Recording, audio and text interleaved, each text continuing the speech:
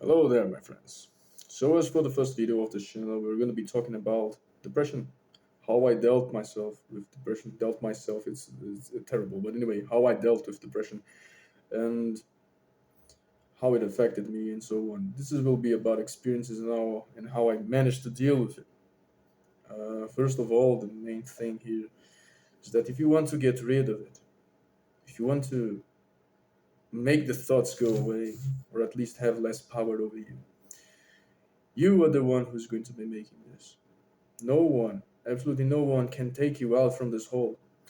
You cannot put all this responsibility over your girlfriend or your boyfriend or your family or your parents or your money or anything like this. You are the one who must go out of this hole.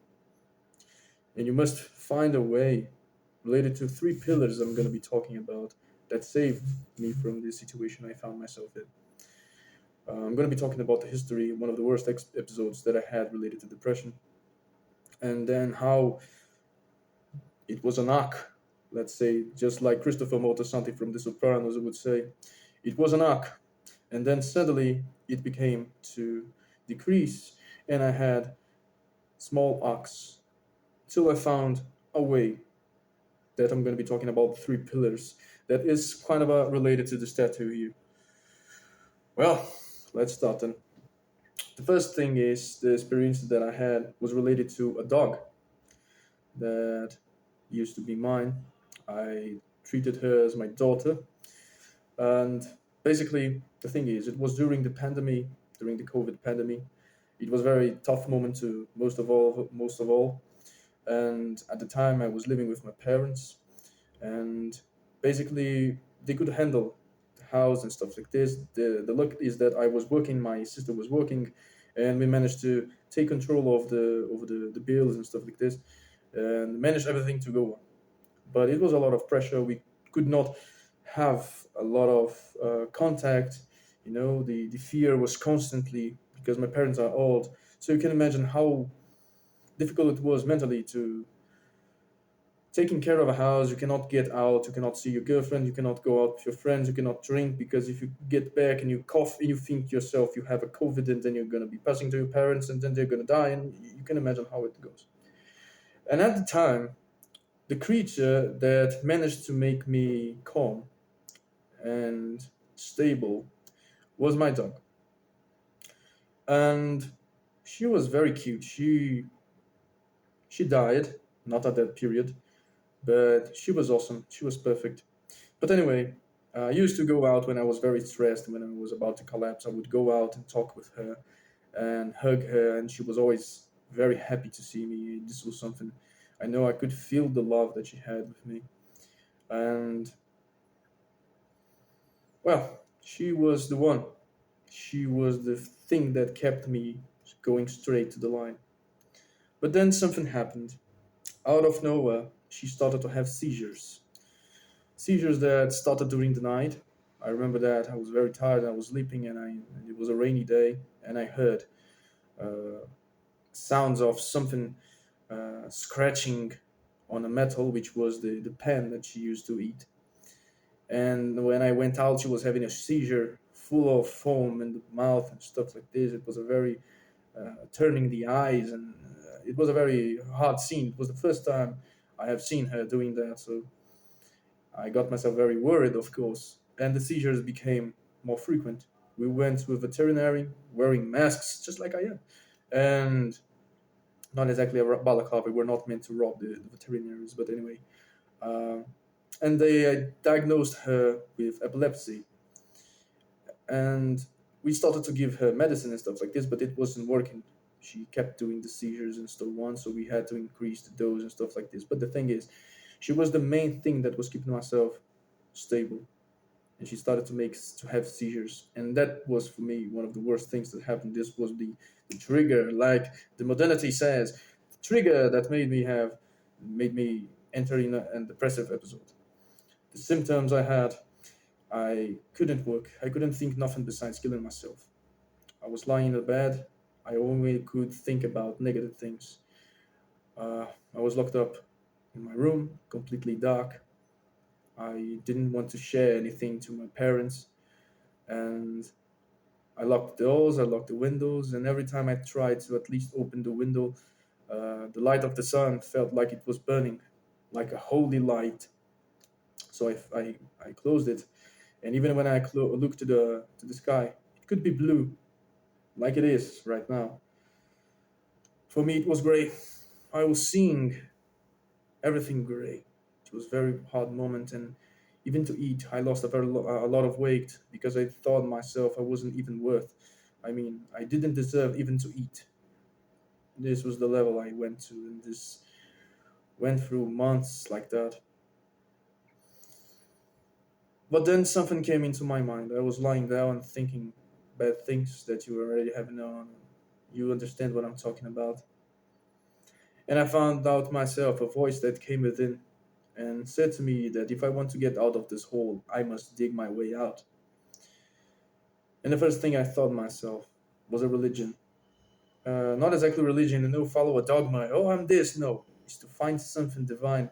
It's to find something in the universe that is beyond your existence and try to feel it. Enter in contact and try to feel it. And my entire life was marked with religious things, not exactly as I said, methodical and stuff like this, but spiritual events that I can even talk about in this channel later. So I cannot be an atheist. There's no way. It's completely impossible due to the things that I have experienced related to the spiritual world, which is real. And I thought myself, I must found the first pillar. This is when I found the first pillar of the three pillars I'm going to be talking about. And I spoke and started to ask for help and talk and devoting a specific time of my day to talk with the Holy Mary. I believe that most of all of you know who the Holy Mary is. It's the mother of Jesus. And I started doing this every day. The seizures of my dog did not stop, but my courage, but my strength enhanced in a way that I don't know how it was possible. From someone that was lying in a bed, seeing the sky completely gray, thinking about, now I have the strength, I have the courage. It's not bothering me anymore. Not the fact that I'm not worrying, of course, but it doesn't affect me the way it was. It's no longer a shadow behind me trying to engulf me completely. This is when I found the first pillar, which is the spirit, which is related to this statue here. Uh, if someone that is pagan and say, "Oh, this is not me," blah, blah, blah.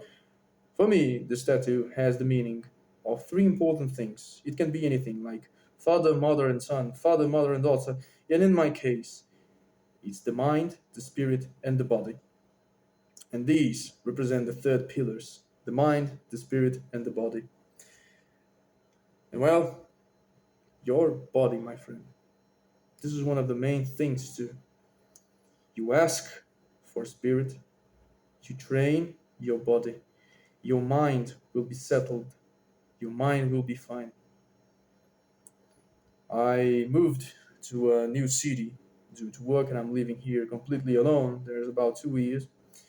And when I got here, I found myself completely lonely, worried about this new city, all these stuff. Um, I started to drink a lot, but drink a lot. I once had problems with alcohol, but now I don't even drink.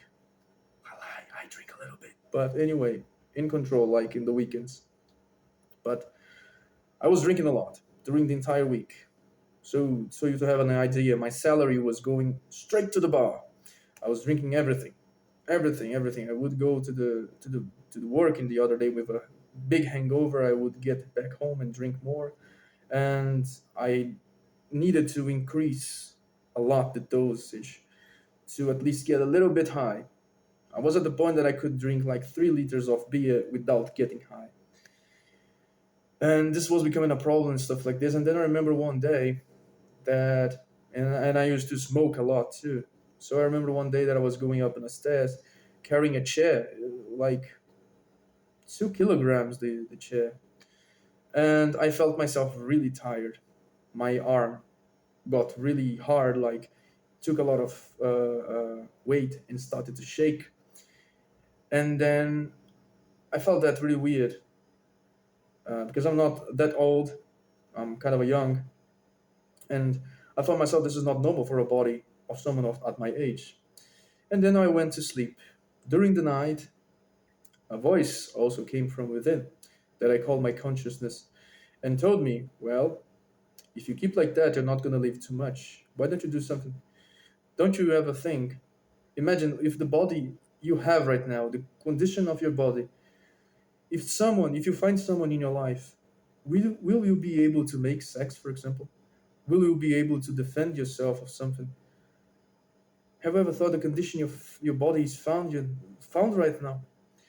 And this for me was a shock. And I started to think about it, and I started to suffer during the night, torture myself during the night with the thoughts that came from within. And the next day, it was 5:30 a.m. I started to go into the gym. The first day was very difficult. The second day I didn't want to go, but I went. The third, just like the second, and it kept going on, kept going on. And then it became a routine. When it became a routine, when you will get stressed, when you are thinking too much shit, and you go to the gym and you start to train your body, when you have a devotion, your mind will get better. The main thing is, I'm going to try to translate an expression that is common around here. An empty mind is the office of the devil. You must put something in your mind. Let's say a hobby. You like to program, you like to mod games, you like to make games, you like to read. This is a hobby. It's something that that you must have. You must put. I'm not saying that if you are an atheist, you are fucked up. You cannot get rid of depression and you must convert yourself to anything. No, I'm not even saying to convert to any sort of kind of religion. The main thing is you must find something to attach yourself, to know you're being cared of, or at least to occupy your mind, and also train your body, because everything is connected. We must understand that our body is energy and chemistry. So you can imagine what happens with a body that only drinks alcohol, what the chemistry from the brain, what this happens with your intestines, how these problems you develop in your intestines are connected with the brain issues and stuff like this. You understand? It's equilibrium. You're not in balance. You are unbalanced. And these are the three pillars. And this is how I found myself. This is how I managed to deal with all these things. When I'm stressed, when I start to get sad, what I do, if I cannot go to the gym, I take a walk. And I walk a lot, like 10 kilometers or anything like this. And I talk with myself. I try to understand rationally where this is coming from. And most of all the answers are, there is nothing to worry about. That's the main thing. When I'm talking with myself and asking myself, okay, let's try to find out where the problem is coming from, I cannot find it. I cannot find it. Everything is in shape. And simply my mind keeps torturing or trying to torture me. That's when you realize that you are suffering of something that isn't real. What is real? Your body is real. Your mind is real. The universe is real. This is something that you can attach with. And this is something that I'm pretty much sure that will help you to deal. Traumas about the past, everyone does. Everyone have. I have mine, and they haunt me. But it's all a matter of knowing if we're going to be attaching ourselves to this for the rest of our lives, if we are going to make these traumas the pillar of our lives, or we're going to let them go. Sometimes we have suffered a lot. We have paid a so big price because of this trauma that the mind doesn't want to let it go. Just like, I paid so much for this and now you want to let it go, but you must do it. You must let it go. And how? Talk to yourself, take a walk, go to the gym, speak to the divines and stuff like this. I'm pretty much sure that with time, this trauma will get little, little, little, little, to the point it will disappear. And we'll finally be free from the ghosts of the past, from the shadow that wants to engulf us. If you take medicine, don't stop to take medicine. I'm talking about people that do not take medicine. I'm saying this because I have friends that stopped taking medicine, not because of things that I said, but they stopped to take medicine and they went completely crazy. Anyway, I hope this video finds you all well and at least help you in a sort of bit. До свидания, дружище.